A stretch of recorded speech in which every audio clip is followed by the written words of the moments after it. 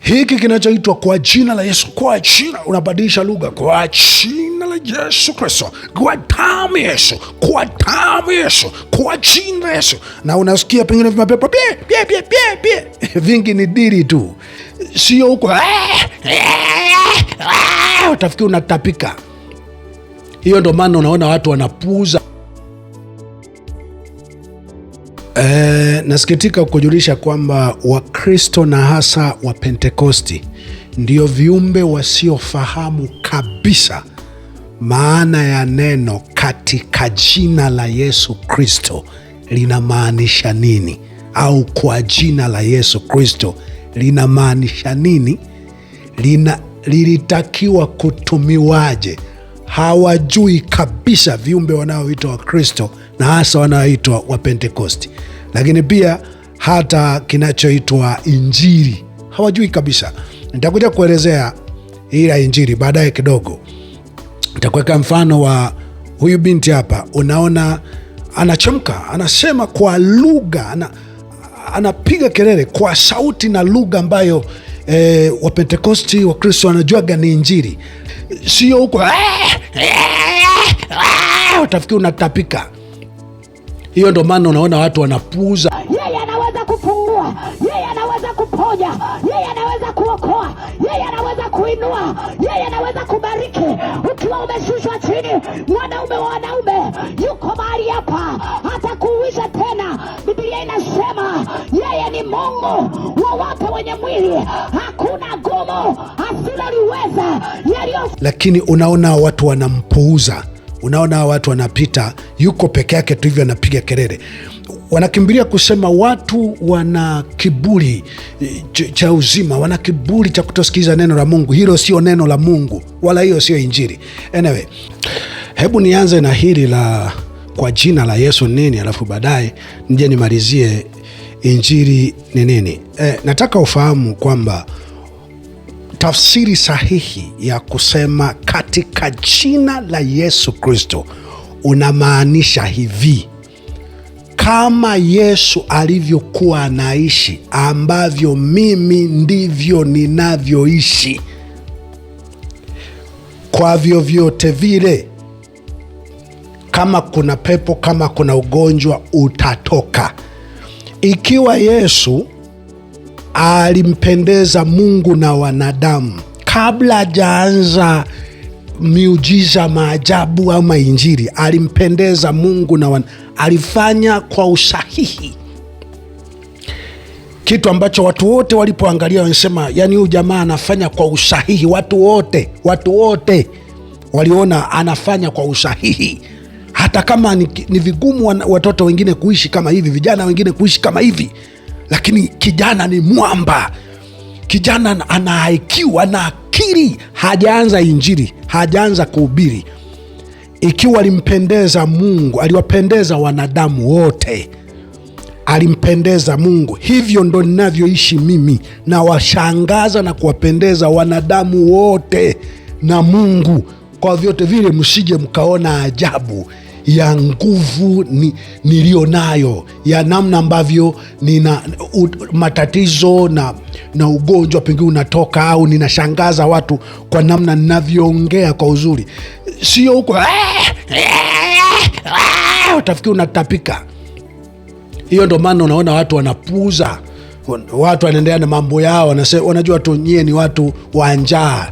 Siku mambo yakikuendea vizuri hata kuona humo mitaani. Watu wote ambao matendo yao yanakuwa gumzo kwa watu, watu wote wanashangazwa. Mtu huyo ni taifa, mtu huyo ni mwanzo wa kizazi. Unasikia Yakobo, malaika anamwambia, kwa kuwa umeshindana na Mungu, umeshindana na wanadamu, umewashinda, hutaitwa Yakobo tena, utaitwa Israeli. Kinachoweza kufanya jina lako likabadilika ukawa ni mtu tofauti kabisa na watu wengine, sio kukoroma kwa jina la Yesu,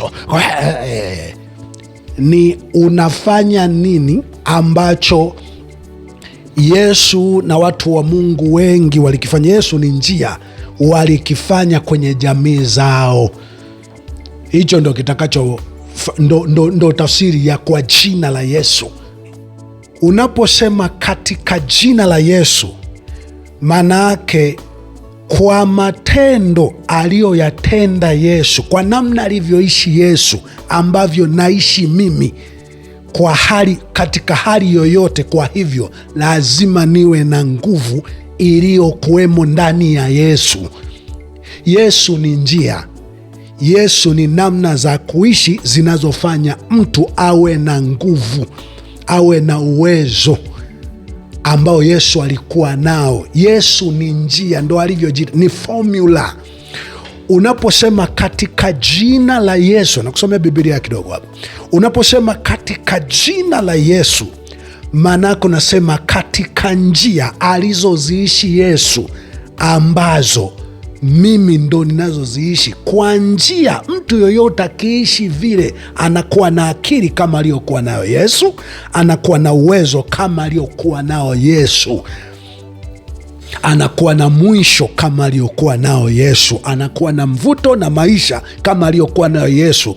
Na kwa vyovyote vile, chochote alichokifanya Yesu, mtu huyu anaweza akakifanya. Kwa kama Yesu aliponya ugonjwa kwa jina la Yesu, kwa njia alizoishi, kwa namna alizoishi Yesu ambazo zinaishi mimi, ugonjwa huu na wewe unatakiwa utoke, kwa sababu Yesu aliutoa.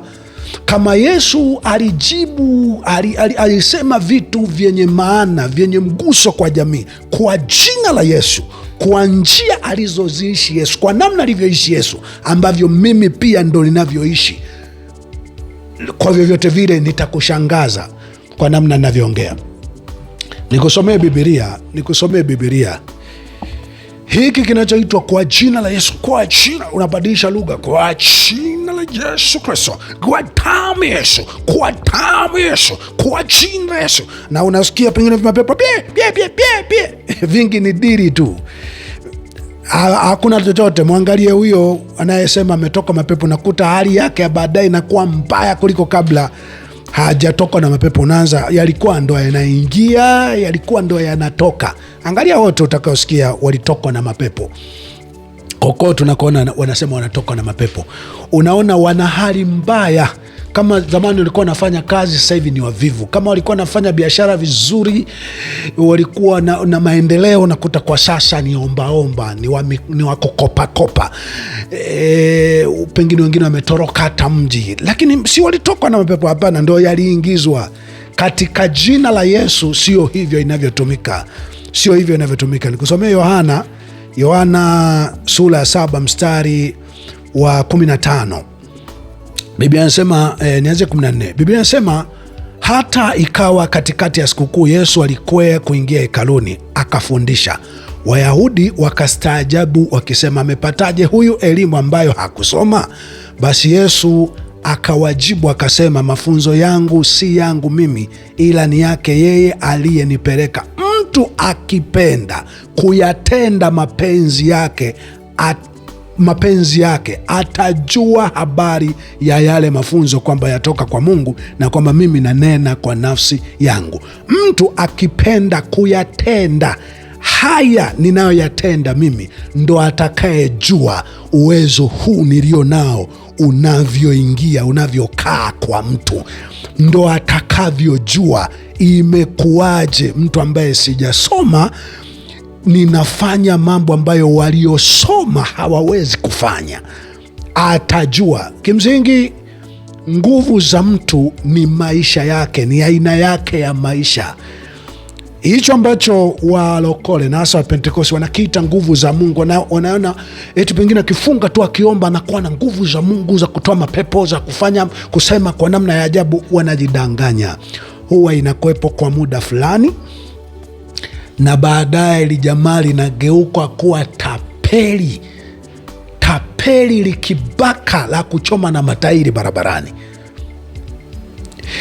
Nieleweni, kwa jina la Yesu, katika jina la Yesu Kristo, si swala la kugandamiza lugha, kugandamiza neno. Kwa jina la Yesu Kristo, kwa damu ya Yesu Kristo, ninaamuru, achia, toka, napokea. Huo ni bonge la utaira. Ukisema kwa jina la Yesu Kristo, tafsiri yake kwa namna alizoishi Yesu,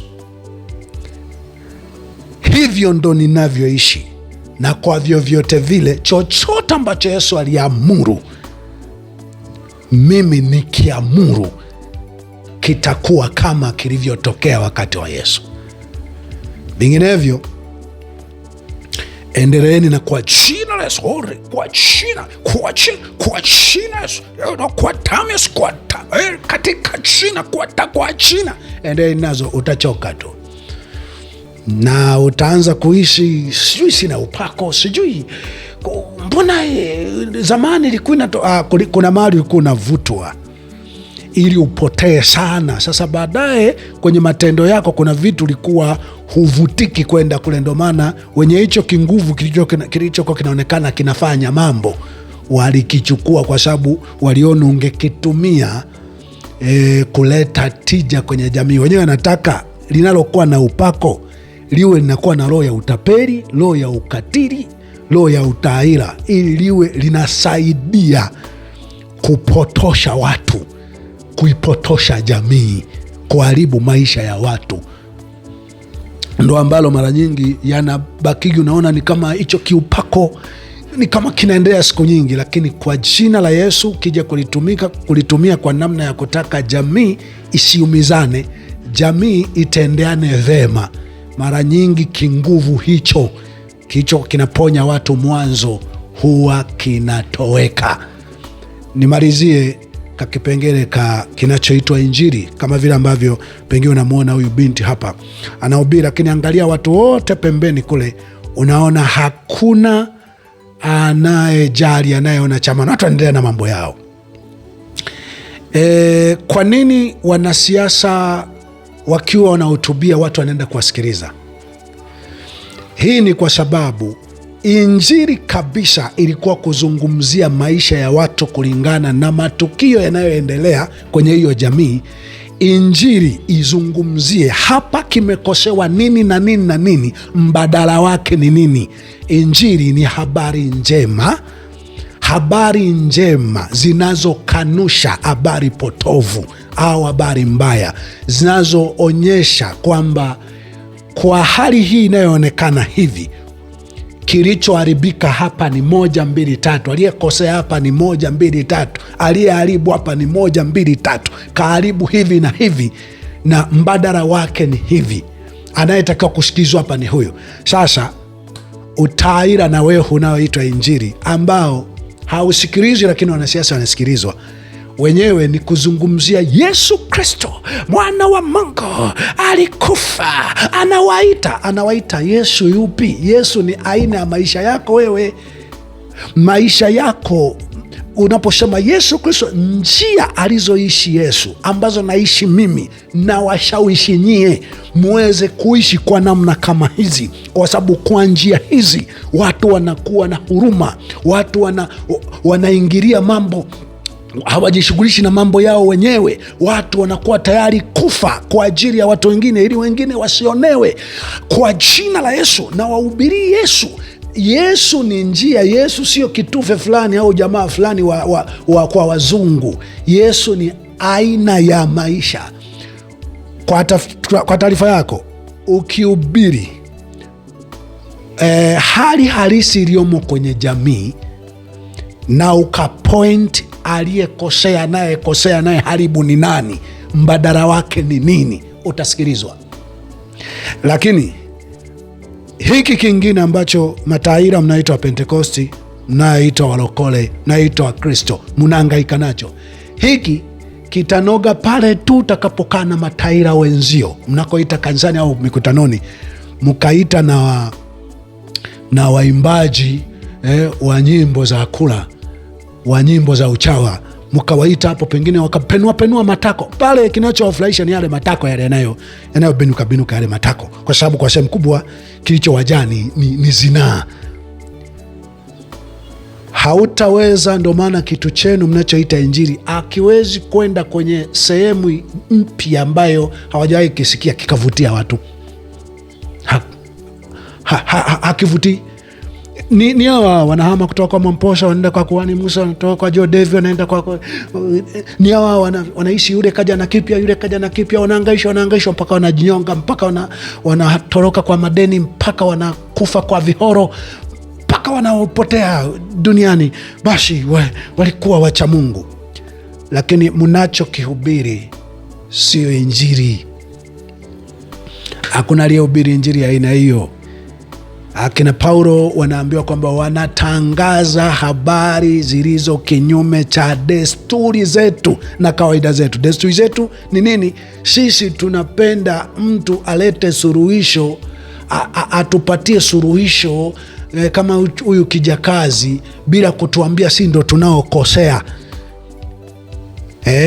Hiyo ndo desturi yetu. Si hatutaki mtu anayetuambia tumekosea, tunataka mtu anayeleta jibu, anayesababisha si tufanikiwe bila kutuambia tumekosea. Hiyo ndo desturi yetu. Hawa wanatangaza kinyume cha desturi yetu. Yesu alisema kama mwenye amri, si kama walimu wao na Mafarisayo na wakuu wao wa dini. Injili ni tofauti kabisa na vitu vinavyokuwa vinaendelea, lakini unazungumza yanayoendelea kwenye jamii yako. Sasa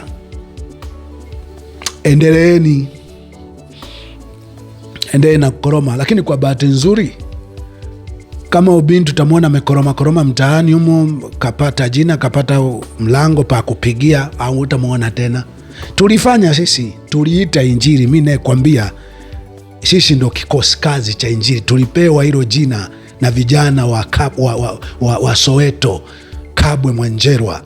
Sema hii ni gospel task force, ni kikosi kazi cha Injili. Tukiwa tunahubiri habari za Yesu wa Nazareti, tunajitupa kwenye matope, ndio tunaimba nyimbo Noa fungua mlango. Tunajitupa, tunahubiri habari za Yesu Kristo wa Nazareti. Hatukuendelea rafiki. Kosa tulilofanya sisi, tulianza kuona kuna haja ya kuingia kwenye uhalisia wa vilio na uchungu wa jamii. Tulipoingia hapo wale ambao walikuwa wanajua sisi tutaenda kuwa misukure, ndio walipoanza kutukabili kwa vifo na mateso ya hapa na pale. Mimi kama Mungu anapenda niwe hai, hiyo siku nitahubiri ile Injili ambayo itasikilizwa na watu, alafu kila mtu atajua yes, hii ilikuwa ndo Injili. Tuache kipite hii kipindi, kama kinapita na uhai wetu, amen. Kama kitapita chenyewe. Mimi wanaaminigi watu kujifunza, wasipoelewa kwa maneno waelewe kwa matendo. Asante na hongera kwa kunisikiliza.